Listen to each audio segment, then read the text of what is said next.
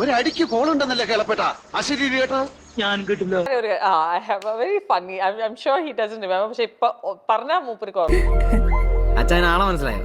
പിന്നെ എനിക്ക് മനസ്സിലായി. മൂപ്പത്തിയാരി ഇങ്ങനെ പാമ്പും കാവലും ഇങ്ങനെ അടിച്ചു വരി തുടക്കല്ലേ.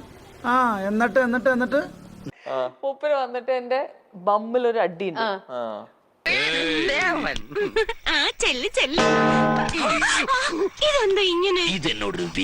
അത് എത്ര ടേക്ക് എടുത്തു മാത്രം ചോദിച്ചോളൂ. എത്ര എടുത്തു പറയൂ. 6 പോ ശ്വേത ആ സമയത്ത് ഒരു ഡയലോഗ് പറഞ്ഞിട്ടുണ്ടായിരുന്നു. അത് ഞാൻ പറയൂല. രാജമ്മ അപ്പറഞ്ഞത് ശരിയായില്ല. ശ്വേത പറഞ്ഞപ്പോ ഞാൻ ഓർത്തെ രാജുവേട്ട ഈ ശ്രീജിത്ത് എന്റെ ഇങ്ങനെ അടിച്ചടിച്ച് എന്റെ ചന്തി ചുമന്നു. ജീവൻ പോയിട്ടില്ലെങ്കിൽ തിരിച്ചു വിളിച്ചോണ്ട് പോണം. സത്യമാണോ ഈ പറയുന്നത്?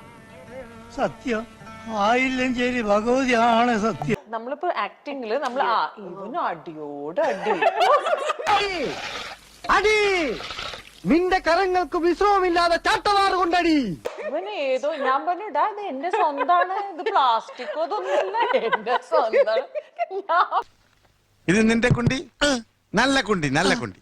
എന്റെ ഒരു 25 പ്രാവശ്യം റിഹേഴ്സൽ ടേക്ക് ഇതെല്ലാം നടന്നു. ഇത് കുടിച്ചതാ അല്ല, ആ ശാന്തമ്മയുടെ ചന്തക്കടിച്ചത് അവളായതുകൊണ്ടാ.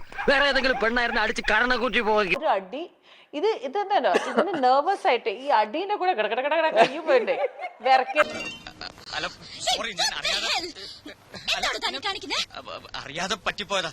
പിടിക്കാനല്ല, തടവാൻ വേണ്ടി വന്നതാ. ഞാനാണ് എനിക്കാ കിട്ടുന്നത്. രാജീവേട്ടാ ഇവനിങ്ങനെ അടിച്ചടിച്ച് എന്റെ ചന്തി റെഡായി.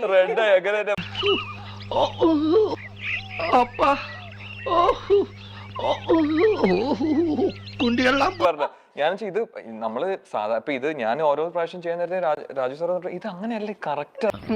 എന്റെ കയ്യിൽ എങ്ങനെ ആയിരിക്കണം മിനിമം ഒരു 500 ഡൈവേഴ്സ് കഴിഞ്ഞ് പിറ്റേ ദിവസം പെറ്റണിട്ടാണ്. ഭയങ്കരமான ആള്.